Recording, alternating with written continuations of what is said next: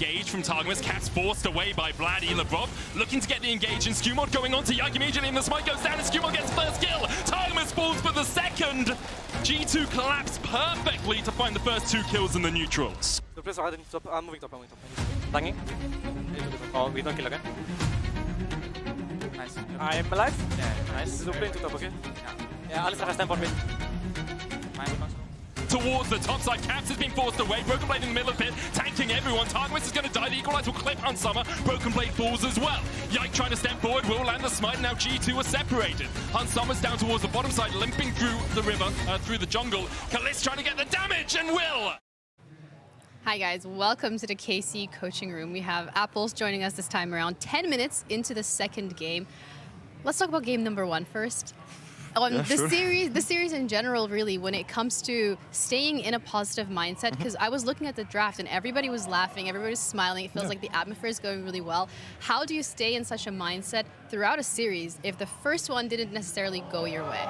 I mean, the week of practice was good, so we all have confidence, and even when we went into the match, Area said, in the huddle, guys, just treat it like a scrim, have fun. Nice. Game 1 went too much like a scrim, so we will adjust just a bit, okay? So it's gonna be fine.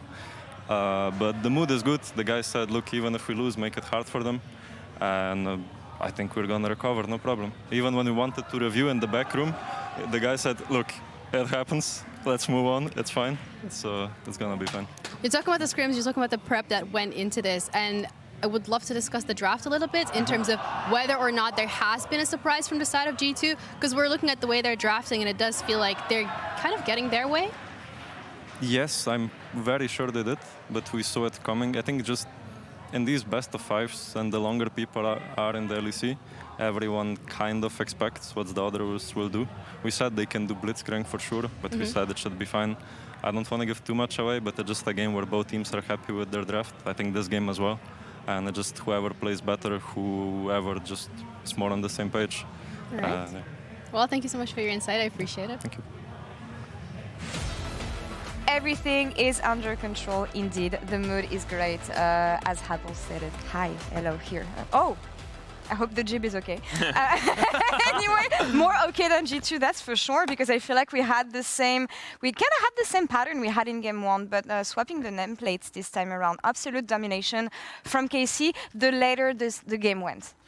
Well, go ahead. All right, shoot up laners, that's too much. Yeah, we're always fighting, me. Up the report, the house is not on fire. Casey is still in it, and they're showing signs of life. And I think especially very nice to see coming back from that really rough game 1. Yeah, especially given the fact that it really felt like a mirror of game 1, where G2 is getting this sort of draft where they're forcing you to react to them and find the correct answers to everything that they're throwing at you. But if you do find the correct answers, it really feels like G2's draft was in checkmate. And I felt like K-Corp had a great adaptation coming from game 1, where it wasn't really, again, about the draft, so it's more about how do you counteract the enemy team comp. But starting with a bit more lane prio, maybe, helping them here. I feel like Vladi had more space, maybe, to help the rest of the team. He had more space. I think he created it for himself. I'm really impressed with Vladi this game. I think in the first gank, you saw him just holding his ground there. One thing about Caps, he loves to fake pressure you. He loves to check how confident you are. But here you see Vladimir holding his ground, looking for the ult, again, a trade kill here with the Vibe coming in clutch. He's not scared of Caps. He does not fear him like many other people do. Yeah. And the same thing here. He's the one getting ganked here, but he's the one holding his ground, knowing that he is strong. This is his space, and he's controlling it very well. I like that you're on a first-name basis with him, but I do agree Vladimiros was really good. I feel like he was the reason why K-Corp was staying in this game, because I felt like it was still starting a little bit to fall apart. Nocturne was getting a lot of plays left and right, but I do feel like given the fact that he was playing Victor and the game was held together, he was one of the main winning conditions for K-Corp, just because he can get so much prior. And then walking into mid game, we did saw the vision dance around the bot lane, which led ultimately to K-Corp's win. It also comes off of him, just being very safe. And right now we are in a position where G2 is trying to just break open the vision control that K-Corp has. They're looking for opportunities in the vision where they find the weakness so that Nocturne can punish. But Caliste and Vladi, they're playing just extremely safe here.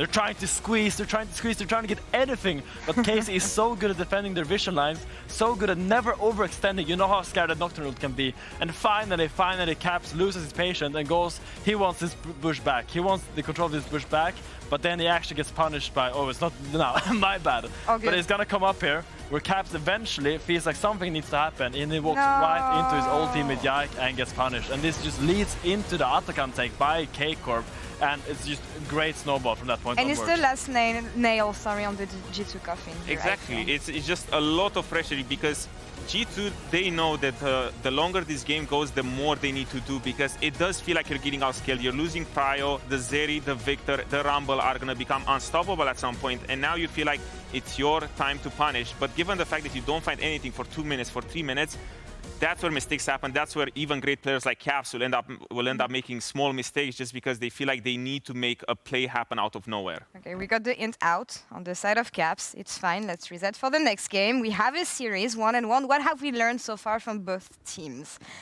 In these one-sided games, I feel it's kind of hard. K-Corp is alive. They made exactly the adaptations that I wanted them to make, where, you know, they're just a little bit more patient, they play more together, and they keep finding number advantage everywhere. I think G2 is still opting for this sort of creative approach, but now I'm looking, because the further you go into Fearless, the less options you have.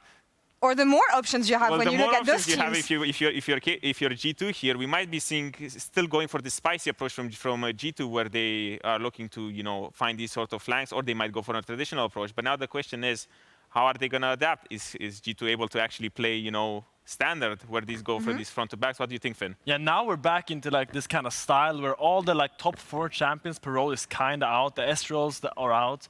So now it really comes into the creative mindset. Sure, Ambessa is still in. You can look to trade that for the Warwick if you want. We've seen Broken Blade do that before. Yeah. But there's a lot of options at hand, and we need to see how G2 and KC navigate these drafts. And that's what I want to know. I think it's hard to predict champions, but what kind of draft structure do you want to see from both teams? I want Play to see around which lane? Draven versus Caliste, because it's been banned both games. That's not happening. That's not going to happen. It's happening. I believe in it. We're not going to get this sort of bloodbath in the LEC. You know how it is. I mean, it's these two teams. Draven. We never know what can happen. Hansama, Draven, Caliste. Let's see what happens in Game 3 of this best of 5 Fearless draft between KC and G2. We'll see you right after this.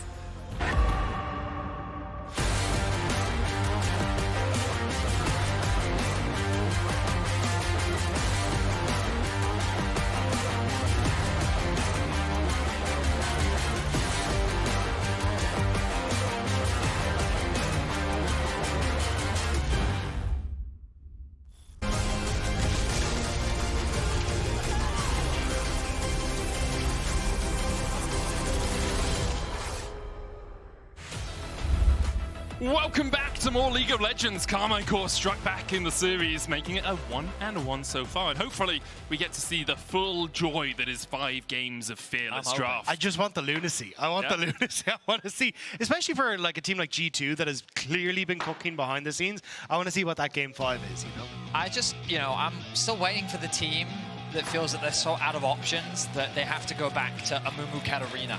You know, that's my dream for Fearless. Amumu Katarina, MF, Malphite. Oh, yeah. Okay, One Zodia. The Season 1 Wombo combo. Go, let's do it. Let's get into draft for Game 3. G2 elected blue side. I don't think, and I may be wrong on this, but I don't think a team that's had side selection for the entirety of LEC playoffs has chosen red side. I think it has always been a blue side pick. And as you can see, they're going to ban away the Ambessa. Skarner now has to be banned away by Karmine Corp because they don't want to give that up. Things like the Draven, the Caliste immediately jump to the forefront of our minds. That Caliste pick is definitely very powerful with the Draven ban. G2's now telling KC, well, your turn. You've got to ban Caliste, and that's exactly what they will do. So, I mean, for G2 and KC, these teams have really been 2-0ing their way through the playoffs. So this is somewhat uncharted territory as we get into Game 3. I think it's also just kind of uncharted territory for the jungles as well, because Maokai, Sejuani, the Vi, the Nocturne, like things like the Wukong, Ivern, Skarner, all taken off the board. So like, do you go for a Wukong ban here and just kind of go further down that rabbit hole, or what do you try and opt in for? And that's going to be the question. What will the first pick be? I wouldn't be surprised if G2 just go for an early Xin Zhao. Maybe even AD carries are the priority. thinking about maybe MF for Han Summer is something that he's shown comfort on. Zyra has also made his way through the draft so far. True. See if Karmine does Zyra, yes. Orianna is the ban. So this is kind of saying to G2, if you're going to pick the Zyra, we have something up our sleeves to deal with it. Yeah, I think you do have to go for the Zyra, though. The thing is, Zyra doesn't only open up just a strong jungler, it's the ability to go for an AD mid as well, which suddenly Caps can go for a Yone, try and make things a little bit more difficult for Vladi in that mid lane. But we'll have to see exactly what they want to go for. Jayce going to be the takeaway, which you assume is going towards Canna. He's played exceptionally on that Jayce. Has really been a thorn in the side of a lot of people. And now do you just go in towards a huge amount of the long range poke? But okay. Is it the bot lane? Is it bot lane? I wish fans at home could see what you were doing with your hips at that moment, Benny. I mean, this is what Fearless is for, Dagda. This. Benny was doing an incredible dance there, but that is sick. Yeah, and as we said, like, this has been the Caliste Targamas special from EMEA Masters. When they were on KC back then, it was like the Neela they'd bring out, but Senna was such a focal point for this that oftentimes it got banned away. So this is comfort galore for Karmine Corp in this series. Yeah, I mean, the beauty of this draft is... Oh, and there's a Diana in there as well. I mean, I think back to Peanuts Diana earlier this year with his insane wombo combo that he was able to pull off. You know the potential of this. Yeah, I mean, but the play, I know. The highlights. I mean, yeah, it's exciting to watch, and that's the thing. You don't know where this Yasuo Senna is going just yet. So the fact that we're this deep into the pool and they can still bring out these flex picks. I love the Jax ban. I think Jax is so effective into the Yasuo at shutting that champion down.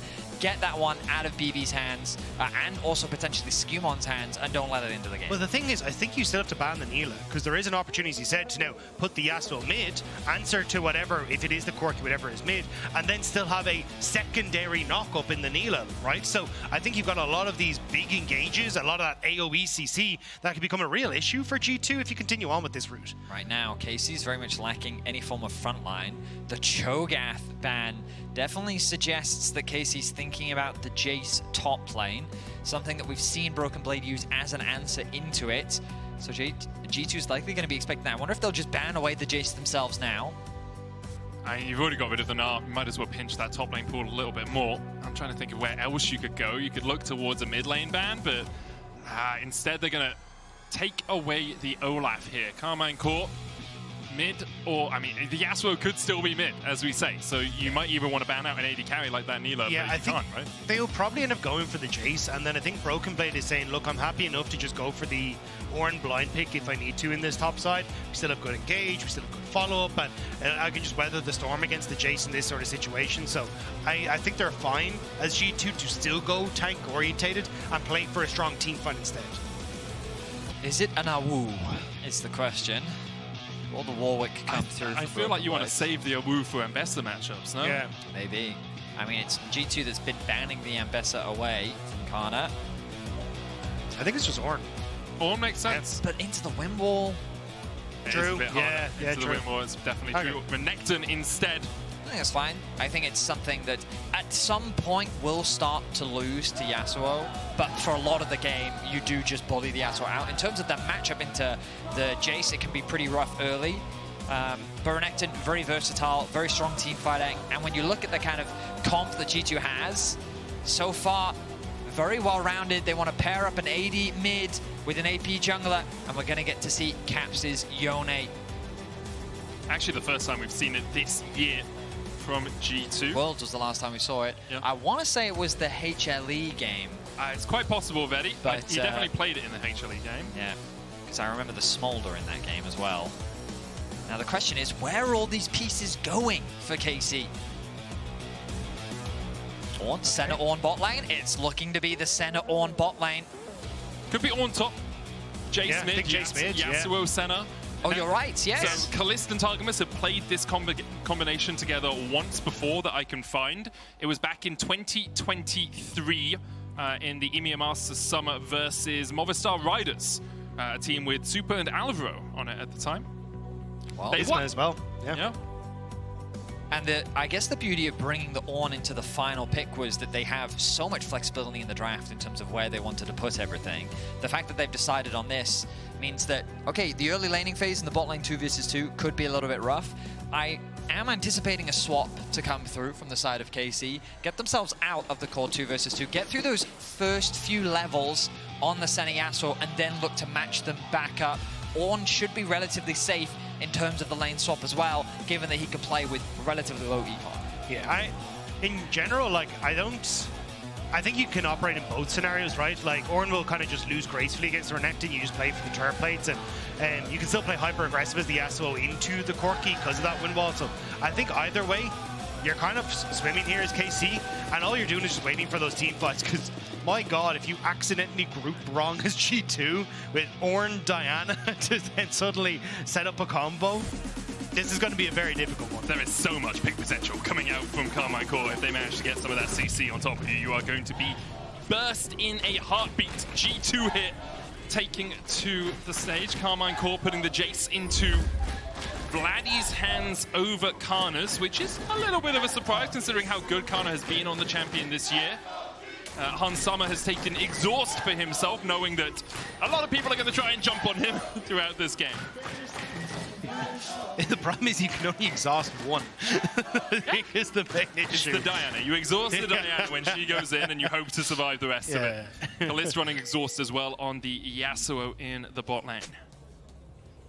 Yeah, I think they're just going to end up playing through standard lanes, and I think the issue is if you end up going with the melee matchup in the swap, you just don't get as many auto attacks off in the turret before the wave dives. So oftentimes when you have melee matchup spot, people just try and avoid those situations and just opt in towards the bog standard lanes. But it's going to be interesting because you do have to play hyper aggressive as Caliste into this matchup to try and trade effectively with Hansama, otherwise you just end up getting pushed in consistently. So you kind of need Yike to be teetering around this bottom side of the map, but you may not get that opportunity because Diana doesn't do so hot in the early stages of the game. She kind of wants to farm to level 6, so I'm curious how much pressure SkewMond puts onto the bot lane. You can see him starting on the top side, already eyeing up moving to this bottom lane. Labrov running the sweeper in the lane as well to try and gain control of these bushes. Has already used it, I believe, so won't have it for this ward. I was trying to harass in, but it's going to be a very difficult lane for Caliste and Targamas unless they manage to get some of that early leads. Yasuo obviously looking for that first item, really, before he starts to take off. Hansama with the extra ability to reposition with the Valkyrie makes it hard for the wind wall to have as much effect as it would against a low mobility AD carry. Like the bullying that Targamas is doing to give them access to the wave, this level 2 is going to be super important. Secured there by KC, but now you have a lot of damage available with this Corki Leona bot lane. I mean, you want to go real old school, like Corki Leona back in the day, Season 1, Season 2 was a powerhouse bot lane, and you're going to see why. Zenith played into the Shield of Daybreak stun. You can see Last Embrace going back onto Labrov for a little bit of CC back and a little bit of damage, but Caliste already down at half HP. Yeah, it's not the end of the world though. You have both the Senna to heal you, you have the second wind you're probably opting in towards, plus that Doran's shield, so you're going to be completely fine. I was also trying to keep my eye on exactly what SkewMond was up to. He went from Wolves into his bottom side, is now clearing back up towards the top, was spotted just before the ward disappeared on his Raptors, so for KC, they are well aware that SkewMond is moving top side, so it could be Yike just trying to put some pressure down on the spot lane to open up Caliste and Targamas to crash the wave and look for an early reset. Look at how quickly both junglers are zooming through their clears. I mean... Sorry, Targamas finishing pre-330 after he went Wolves into walking all the way down to his bot side is actually crazy. Zyra's clear is just insanity in the early game, and if she gets a little bit of time later on, we'll see SkewMond looking for those invades, sealing away camps. Yike is down towards the bottom side here, putting a ward on the Razor Beaks. SkewMond didn't actually ward, is instead just going to go and take this Scuttle Crab. I think it was more for SkewMond just to say, hey, look, I have some spare time. I'm just going to sit on this mid lane and see if I can make anything happen. But you can see Vladi hugging that bottom half of the lane because they spotted that SkewMond had retreated back to that top half of the map. But now you can see Caliste and Targamas, decent push on bot. And Targamas just going to see if he can take some chip damage on the turret, but it's not too bad in the grand scheme of things. Targamas doing a good job on the center overall, getting those extra auto attacks down just to keep the Leona in a position where she's not quite as comfortable. It's always really important because you know then if she does engage, Quite a lot of damage down back onto her. Caps going in here. Vladi's going to trade onto him. Caps is in for a world of hurt. 150 HP left on him. Vladi does tank up a single tower shot. Vladi just didn't quite have enough mana to actually get that E proc off. I think he was hoping with a couple of more of those auto attacks that he'd regain the mana in that hammer form and be able to take the play, but not quite. Still, Cap's going to be fine. But I think it's sick to see the value of Caliste and Targamas having all this experience in EMEA Masters now coming out onto the main stage against G2. Like, this is a composition that they've run very successfully in the past. This was kind of the big pocket pick for Targamas in EMEA Masters, and you can see how comfortable they are in this. They're playing into what is a pretty decent lane from Hansam and Labrov. Like, there's a lot of kill threat there, but they're just able to navigate it so well and understand the limits of these two together. I think the other thing that both bot lanes are very aware of is how quickly these junglers can clear and take wrong trade at the wrong time. A jungler can very much swing the dynamic of this 2 versus 2. Vision is very crucial as both supports already roaming out onto the map. Cap's doing what he often does and continuing to trade at the limit, but nice advantage already gained for Vladi in the 1v1. Let's jumping forward here onto Hansama. Targamas on his way around. Caliste took the wrong side of that trade. Does have a Vamp Scepter and obviously the Piercing Darkness as well from Targamas to heal him up. Targamas has gone for the Grasp center build to give himself a little bit more tankiness in the lane. SkewMond working his way around here. Was spotted on a ward in the Tribush, and Yike's in the area as well. I also think it's nice to opt in towards the Black Cleaver build here because... Oh, hang on. Zenith Blade hits onto Caliste. Going to take a bit of damage as well. Phosphorus Bomb was stopped. SkewMond did come in from the side as well, but in the end, Caliste is going to be fine. Just farm under the tower. Because traditionally you have your AD carry to provide the I'm going Last Whisper, I'm going to have that tank shred, I'm going to be able to open up for everyone else who's gone these AD builds, but you don't really have that opportunity when it comes towards the Yasuo. So instead, you can have Targamas go for the Black Cleaver, and because you're Senna, your auto attacks double stack the Black Cleaver, so it ends up stacking to that 5 very, very quickly. So I think that's what Targamas is probably going to opt for in this game. Yeah, you can stack super quickly with the Black Cleaver and the Q, the Piercing Darkness as well. You can get 5 stacks basically immediately if you time it properly. Dragon seems to be the point of contention between both teams. Caps is first into the river, but Vladi is short to follow. In terms of early damage, I think that once Caliste gets level 6, that's when KC should feel a lot more confident about actually going for a fight. Yike is very close to ticking over to that level, but I thought he was meant to hit it off that grove, or off the Skull Crab, and I was like, this is a little dangerous for G2. SkewMond now making his way towards the Raptors. Yike. Hang on. Yike can look for this. He goes, gets the level 6, flashes forward. SkewMond's going to flash away, but Vladi's there for the chase. Caps dives in, looking to seal the fates of Vladi and Yike, and with Broken Blade moving first. The flash back from Caps as he tries to get onto Vladi. No summoner on Vladi. He's down for first blood. Yike caught up as well. Flash with the Ruthless Predator stun, and Yike tries to escape, but the shield is not enough. G2 find 2 in the mid lane. The roam from Broken Blade clutch there, plus the fact that SkewMond ends up creating so much distance with Caps able to lock them down. G2 win out on the skirmish, and the Void Grubs are their prize. I like the confidence from Yike and Vladi to flat... Ooh. Targamas not under tower here. Last Embrace is going to land onto Labrov. Caliste still only level 5, about a quarter of the way before he gets to 6. But I was saying that I like the confidence from Yike and Vladi to try and punish SkewMond. That, as you rightly said, the fact that Broken Blade could collapse, turning this into a 2 versus 3. I mean, you look at the lane, and it's awkward for Canna to really offer any assistance. He's pushed underneath his tower. A good ulti from Caps, buys enough time to allow for Broken Blade to arrive. The Caps commit, the Caps flash to set up for Broken Blade to get that initial kill, and then Broken Blade responds with a flash of his own. Even the Q3 from Caps catching Yike is the reason that Yike dies at the end. Caps' positioning in that fight was absolutely sublime. Now 1-0-1, about a 400 gold lead for him in the mid lane, and Vladi without flash becomes a much easier target for Caps. As soon as that fate sealed is back up, Vladi has to be very careful. It also takes a lot of the threat out from Yike not having that flash as well. So now for a potential dragon fight, you're like, great, Sansama, I can flash away, keep myself safe. And it gives you a lot of ease of escape in these scenarios. So I think for KC now, they kind of have to give up dragon as well. So now you're losing both objectives in the early stages, plus the kills going across. And we've kind of seen across these 2 games, the team that starts the snowball rolling can very quickly get out of control. These teams very good at utilizing their gold lead. We saw about a 5,000 gold explosion in 3 minutes for Karmine Corp in game 2 for G2. It was a little bit slower overall, but still a massive lead when it came to the end. And I think a huge amount of that is just because these are two of the teams with the best fundamentals in our league. They understand how strong jungle support are together, how to correct wave states and put pressure onto the map to get vision, to then take side lane towers. It all starts to flow very nicely for them, and that's where it becomes very dangerous, because if your team's behind, you don't get many opportunities to bring the game back. Canna's been doing his best up in the top side of the map. The matchup, not always the easiest. They'll reach a certain point where Renekton won't be anywhere near as effective, and you can start to see a little bit of why. Of course, the Dragon being started off by KC thanks to their bot lane prio and some resets coming through from G2. They're going to respond by looking to get some deep vision on the top side of the map. No grubs, of course, to be able to respond with.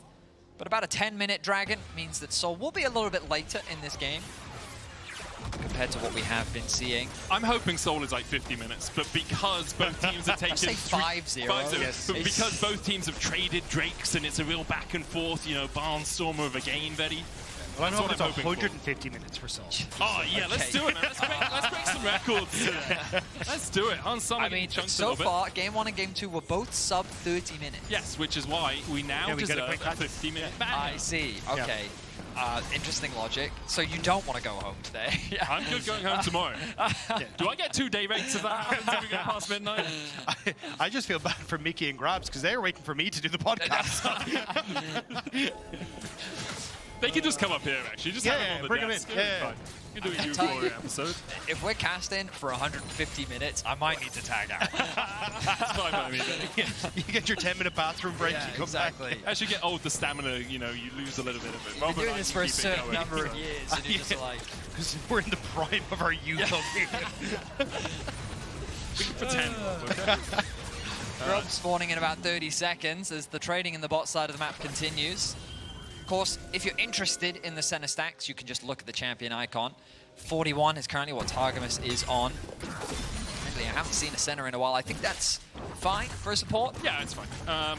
If I remember correctly, 80 around 17-minute mark, you know, you want to be like stacking it up as quickly as possible. The big thing is whether you start tracking your jungler through some of these next movements to get those extra stacks.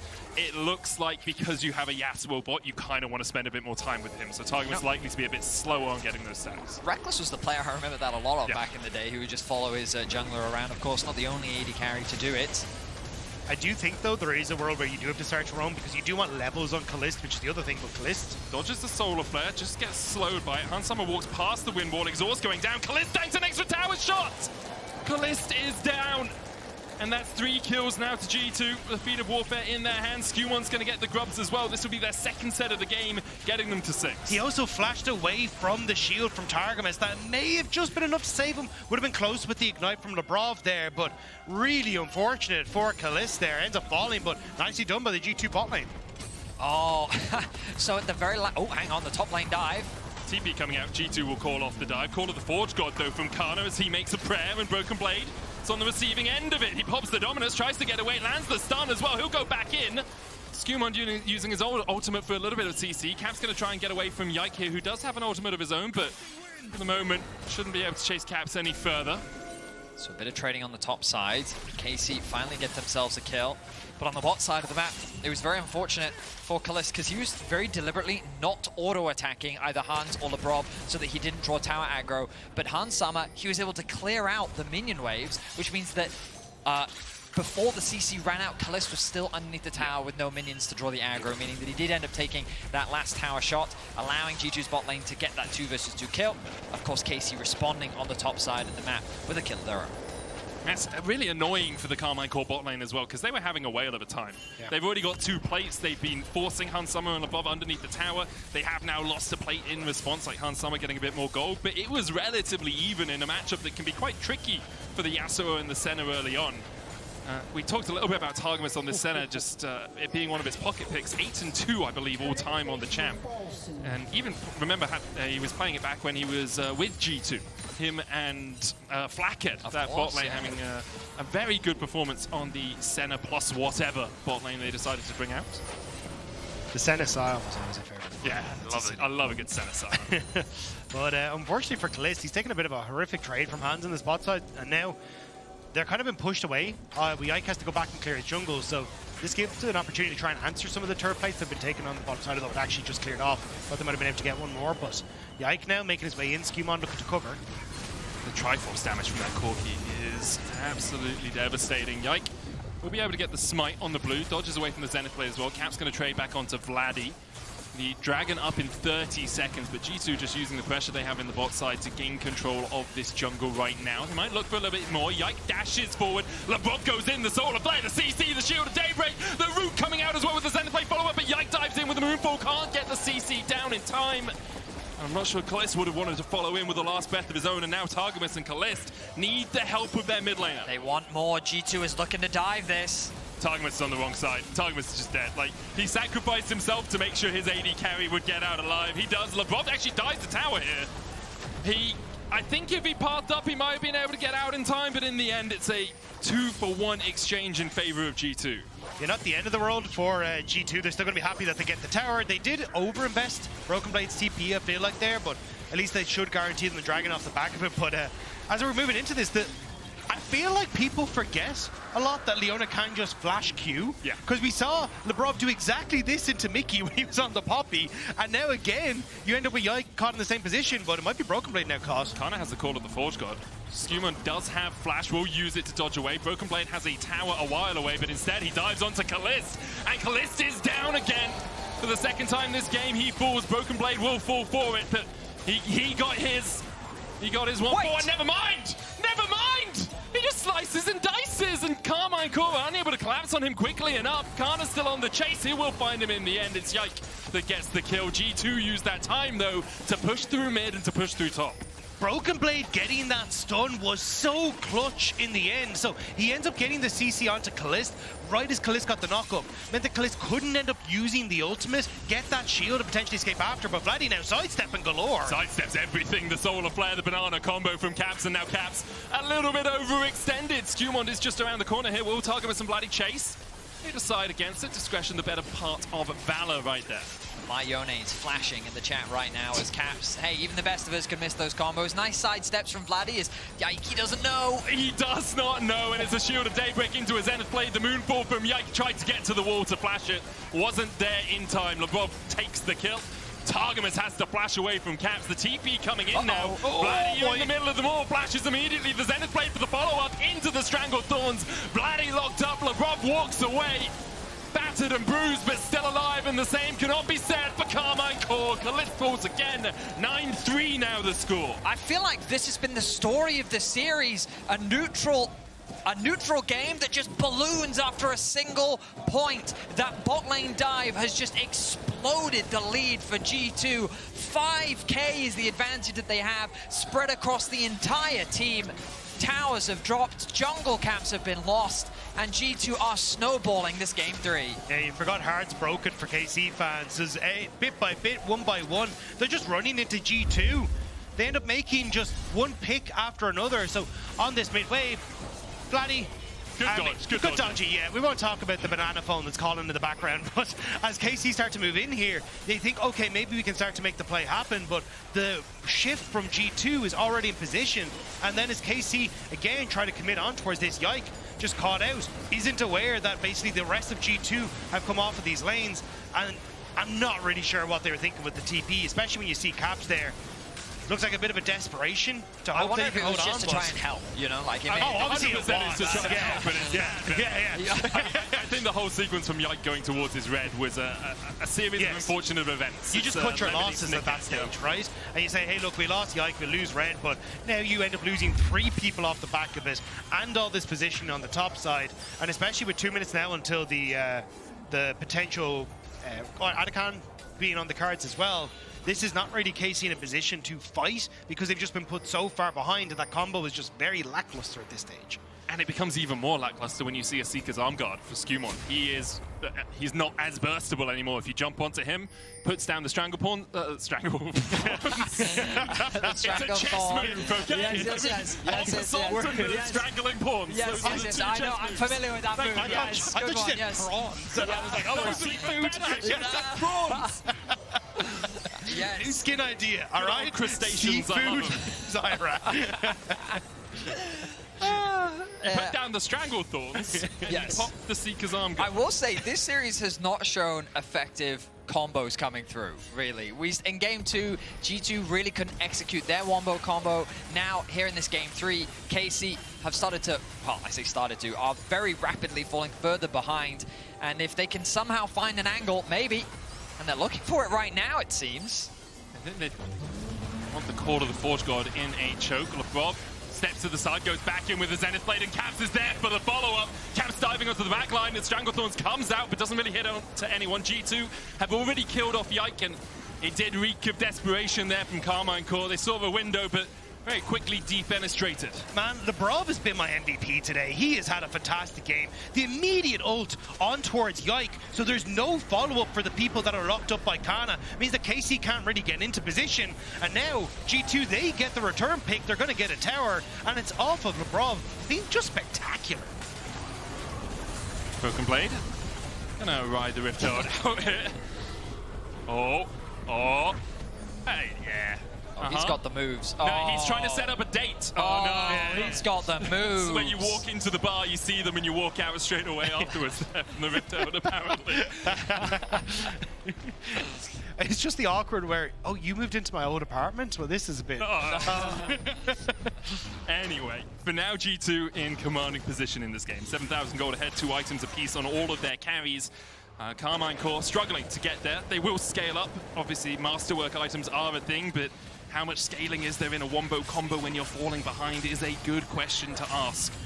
G2 now setting up around this Drake, should take it really without any contest from Karmine Corp. Well, I mean, look, Vedi did highlight what Peanut managed to achieve in the LCK, right? There are always moments where you can come back with this composition. True. It's just that it's very difficult to find those chances because G2 are not setting up as like a big chunky unit. They're kind of playing for these quick picks in smaller groups that makes it very difficult. Is that Kit Kat chunky unit? Yeah, I was gonna say. That's quite a. I What wasn't type of expecting. chunky unit is it? Chunky, you know? Like a corgi. Yeah. Actually, Corki? Yeah. Yeah, I don't know. I think of them as chunky. I don't know why. Corki's a chunky? Adorable. As you comes can to tell, mind. this game is very one-sided, everyone. I can chonky, I would say, yeah. for a Corki. Okay. Little chonksters. Sure. I don't But really that's see the how those are millennial, that like, much different. puppy English Yeah. that everyone has. Oh, I suppose. Yeah. Oh, I these suppose. good doggos. Oh, what great puppers. puppers. Yeah. Anyway, enough of that tangent. Yes. Adakan is alive. I stand by the fact that I shared a fun fact where I believe that 85% of people that start Adakan lose the game. So there is no science behind any of Yeah, this. I will say fun fact into a direct opinion. This doesn't really align in my brain. It is very much This is an my opinion. Yep. subjective, objective opinion. Correct, exactly. So you're saying if G2 lose this, they have an 85% chance No, of if they losing? start If they it start it, they have an themselves. 85% chance of losing. I And just 60% of the time, it works all of the time. Yes. Correct, Yes. exactly. So, I imagine what they'll do is they'll fish for a pick instead and then utilize the numbers advantage to think, oh no, they've started Okay. it. Here we go. And now there is a chunky unit, which means KC could actually look for that big engage that they could potentially go for. I don't think they're going to find it, though. Yike is looking to see perhaps if Broken Blade oversteps. Karmine Corp have no vision on it at all, and it feels very much like Karmine Corp have accepted their losses here. Yike might look for a steal. Done it a few times in Winter. Labrov is positioning to make sure that he can't. Okay, so they're the 15%. You know, that happens. But KC, they're getting closer. Dawning Shadow. Okay, they're not getting any closer. They say the day is darkest just before the dawn. For Karmine Corp, it's pretty damn dark right now. Labrov is about to light things up. And he is, jumps onto Canna. Targamas tries to flash the wall, the solar flare, stun follow-up with a Ruthless Predator. And Targamas is deceased, bereft of life. He rests in peace in the top side of the map. And Caps immediately TPs down to the bot side to prevent Vladi from being able to get anything for himself as well. So G2 just continuing to keep full threat on the map. And yeah, KC just don't really get any sort of look in. I mean, look at these side laners now for G2. I feel like KC have very few options. You would expect the Jayce and the Yasuo to be able to try and match in the side, but the gold gap is just too big. The itemization difference is so significant at this point in the game, and that doesn't even factor into the fact that Hansama has just been quietly carrying in the background. 2 items fully completed, a 2.1k gold lead over Caliste. The Yasuo center bot lane really not providing much success here in this game 3 against G2. It was working till it stopped. And as you say, almost 2,000 gold lead on every single player for G2, apart from Labrov, who's only 145 gold ahead. See, Targamas does get more passive gold, 95 stacks at the 25-minute mark, not really where you want to be, and isn't going to accelerate that any further because there's no jungle really for him to follow Yike around through. Another tower goes over to G2, almost a 9,000 gold lead for them now. And it has felt like the story of the series is it's even until one team wins one fight, and then it's really not even for the rest of it. The call of the Forge God though from Karmine Corp is they do look to collapse. SkewMond with that Zhonya's hourglass will not get knocked up and won't be followed up on either. The wave, probably about 15-20 seconds away from crashing down towards this bottom side, but G2 don't have much more to play for. So they might as well just wait for it to come in. Yeah, the thing is though, is KC, it's kind of, you got to make a choice. Do you just slow lose or do you go for the all-in play? Oh, BB's been engaged on. There's the all-in. He's still got a false life. The solar flare went wide as well, but that's a tower to G2. Caps dives forward and Karmine Corp retreat. But that's both engages gone, right? So KC now have to just play it scared. Baron now up and available as well. It feels like G2 reset, immediately move over to that, use the last Azadakan buff as they can. Broken Blade now trying to be a useless for Yike. Azadakan buff is about to expire. I think it expires in about 10 seconds. He can jump the wall though and manages to escape. Needs to sync up with his teams. There we are. Caps also sticking around for what looks to be the Krogs. They're trying to fish out every last bit of gold that they can before they commit to the reset. Actually, Caps not resetting at all. You're also waiting, like Drake is up in 30 seconds. You don't have to force a Baron. You can see how that gold has just ballooned, and after the initial sort of jump for G2, it's just been a slow and steady. Eke out everything you can, deny everything you can from Karmine Corp. Caps is sitting on 2,670 gold. Eke out everything you can, baby. Why do you need a third item? Let's be honest. Well, like, he doesn't have all the gold for that third item yet. So He does have to stay out to get the rest. He's like, right? he doesn't want to sell his health pot, does exactly. he? Yeah. He's full build. There's an item in every single slot. True. Oh, ulti. Call of the Forge God. And Summer flashes it. The Labrov also still has flash. And that's the ultimate engage tool used again. Wait, what's Caps going to buy? There we are. There we go. He was just waiting for it. It's about time efficiency, Vedi. You wouldn't understand. His AD carry did lose his flash. Yeah, but the extra 8 seconds it would have taken him to recall earlier. That adds up over a game. Also, he can't be responsible for what Hansama does. He can only be responsible for what he does. If Caps goes Gabagee, Hansama should go Gabagoo, you know? Like, you can't just expect him. Completely. You guys make complete sense. Thank you for enlightening me. We now turn our attention to the Baron as G2 feeling much stronger than their opposition. As they should, I'll be honest. 9,000 gold their lead right now. 3 items on Caps. 3 items on its way for Hansama. Only has that last whisper right now. They try and get some vision control. Karmine Corp doing a good job of slowly stepping in as a team to deny some, to regain control over that area. But the problem is, you don't have Call of the Forge God, still for about a quarter of its cooldown. Canna is going to go in here. Bellow's Breath, Solar Flare goes on to Like. There's the follow-up, but there's no last breath coming out from Caliste. Didn't want to fully engage. The lock-up onto Broken Blade and knock-up onto Labrov. The Strangled Thorns coming out as well, and Karmine Corp have chunked out G2 enough to force them away. I was surprised to not see the combo come through from Caliste. I think Yike hit 3 members on the back end of the fight, but yeah, no follow-up, which means that there's no wombo combo. Maybe they were concerned about committing too much, knowing the gold gap. I also think it's a positioning thing, because you're funneling into a spot like that. Maybe. If Yike goes in, he's past the gate out of their jungle, right? So then if the Strangled Thorns comes down, the rest of his team can't really get in as well. Sorry, yes, Caliste. Because Yike went in and it would just be Yike and Caliste, right, on the back line. But it's hard to say, because sometimes you look at a moment like that, it's like, was that the one opportunity you get to actually get some of these kills? Well, if nothing else, they've bought a little bit more time for themselves. They push G2 back away from the Baron, so even if they can get a little bit more gold, maybe complete that extra item, it can make all the difference. You can see Yike very close to ticking over to level 14, but even with that level, he's still 2 full levels behind SkewMond, who's just completed his Rylai's. And that's the big problem for KCs. They just can't compete in side lanes. Caps is huge. He's got the level advantage over everyone, can completely take over in the side lane. And if you send, say, Caliste to a side to try and finish off this Affinity Edge, it would be nice, but he can't like go against Broken Blade, he can't go against Caps, so you're just caught where you kind of need everyone to play as this 4-man unit, which is just not getting those resources into the carries you need on Karmine Corp's side. At the moment they have managed to delay the game, still 3 minutes before the next Drake. That would be solved for G2. a Cloud Soul for their prize of securing the first 3, obviously, but still a while before we get to that point. Karmine Corp just trying to deny as much vision as they can. G2 trying to place it, obviously, as Caps just continues to push out a side lane. And I feel like this is kind of where we're going to sit for the next couple of minutes before Soul is available, unless G2 decide to pull the trigger. I mean, the scary thing about Caps now is even if Vladi's defending, there's the real risk of Caps just tower diving him on the bot lane, and G2 can play with this pressure. This is probably where G2 as a team feel the most comfortable. Caps sitting in a side lane, being that point of annoyance for the opposition as he continues to ramp up, only gets stronger. He almost, well, he does have a full level over Vladi as well.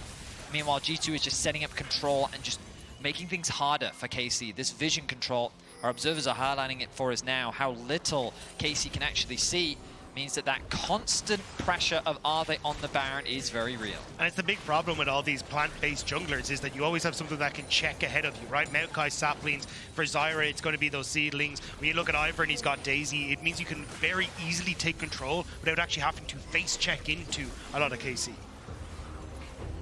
Right now it's just about patience for G2. The top lane is getting pushed in very, very deep. Caps is now grouped with his team. Another bot wave has been pushed in. Yike dashing forward, Broken Blade looking for it. Yike was able to retreat in time. And that's one of the blue trinkets just used into the pit. Now that's unavailable. Vladi is answering bot wave right now, and because of that, Labrov decides it's time to go. Solar Flare, Strangled Thorns, and Yike is done for. The Caps again with a banana combo. Get this guy some potassium, because apparently he doesn't have enough. G2 still find a kill, and they'll take the mid lane tier 3 from it. Yeah, they got some iron in them anyway, being able to take down these structures in the mid lane, but for G2, it's just every time they're finding these picks, KC try to get some vision control back, and now they get to fall over towards that Baron as well. Should be an easy objective, secure a single pick. There's no smite available for KC as well. The blue trinket will disappear. No vision available. I mean, it's going to have to be some sort of miracle. Can Vladi perhaps steal it with a shock blast? No. No, he cannot. He tried, though. It's also the problem with these plant-based junglers is they can put plants in the way of things like a shock blast. The Baron now secured for G2. A longer game, 31 minutes, but not in the style perhaps that we hoped for when we asked for a 50-minute game earlier on. I don't know if that Scuttle Crab survives or not. It does. It does. Yeah. A small mercy from SkewMond. If it helps, Yike actually did it on the first Scuttle in game 1. He left him with 4 HP and then left, so they've got to balance it out. You know? Makes sense. That makes sense. Dragon Soul now on the cards for G2 as they're already in position. Caps is... Okay. Oh, they jump in immediately. And his Spade is sealed. Call of the Forge God going in as well. Now can Karmine Corp find more? Broken Blade pops up with Dominus. Kano's on that front line. Stranglethorn's coming out as well. G2 looking for a little bit more poke. Caliste now going forward with that last embrace onto Broken Blade. The Drake resets. Karmine Corp found a great pick across the wall onto Caps. Caliste getting the heal up off that wave in mid lane as well, so KC feeling a little bit stronger coming in towards this. SkewMond has no ultimate available. Sama playing out of the position to actually get engaged on. Canna has TP. Broken Blade does not, and G2 will give it up. Yep. Karmine Corp find a pick, they find the Drake. G2 didn't want to take more of the fight. Love the decisiveness there from KC, using the ward and the brush to catch Caps off guard. They one-shot him with their combo, and with the numbers advantage, you can see how G2 kind of, I would say, panic react with how many ults they just threw out in the moment. And once things had stabilized, they realized we don't have any more tools to keep this fight going. Whereas KC, not only with numbers, still had some ults available as well. So G2 wisely back off, an objective bounty is secured. And I mean, the good news is that the deficit has gone down. The bad news is that the deficit is still 10,000. But it's got to go down before you can win, Vedi. You take this. It's a minus 600 gold Baron power play so far. 1 minute remaining for G2, but you've really neutered their ability to do too much now that Caps is only just back out on the map. You will be able to push through mid. You've probably got 2 waves to play with if you're G2 right now. I still think you can do work as G2 though, just because you have that range advantage, and it's only really Vladi who can clear these waves, so you can see them spreading them across the map, or Broken Blade going topside. But there we go! They dive in immediately, the last breath as well. SkewMond pops his Zonya, Caps goes in with the face sealed, he'll kill off Caliste. Strangled Thorns on Yike. It worked once, but at the second time of asking, G2 were ready to jump in and immediately punish. Canna now trading with Broken Blade. Caps is on its way across. The Ruthless Predator from Broken Blade into the slice and dice forward. Call of the Porch God from Canna. Still lands the knockup. BB flashed the wall though and got to safety. The inhibitor in the bot side has fallen. Karmine Corp trying to defend 3v5 now. And their first Nexus tower is already forfeit. G2 continuing their siege. They know they have the numbers advantage. Vladi forced to flash away. Caps jumps onto Vladi once again. They will get the knockback. Vladi's still alive. Labrov going in with the Zenith Blade, but he's locked up in the end. Vladi is jumped on by Broken Blade. And now with the Nexus Bear, Labrov and co will go 2-1 up and be one game away from Grand Finals. G2 taking themselves to match point, a convincing win off of a strong early game, and again, it seems to be the decider in this, who can get control in the early stages. We're going to go to a short break. We'll be back with what could be the deciding match of this series. Don't you dare go anywhere unless you need to make a tea or go to the toilet or something. Then come back afterwards.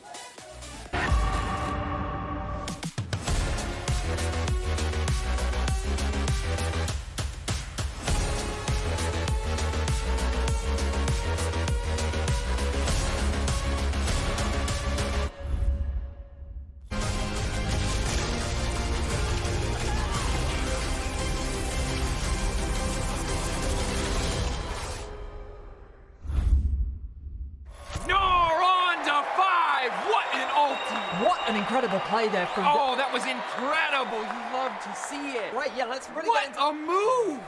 He's just so good. I mean, the persistence, the patience to find the angle. You just don't see that from rookie. He's got it all. He's got the bad. Have a break. Have a Kit Kat. Ooh, that looks good. Do you want to maybe share a little bit? Yeah. What a move!